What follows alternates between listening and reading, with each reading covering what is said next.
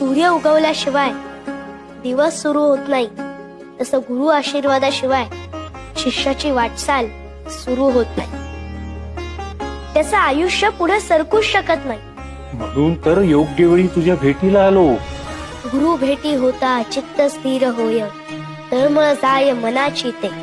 आत्ता कुठे माझी तळमळ शांत झाली. तुमच्या भेटीनं इतका आनंद झालाय की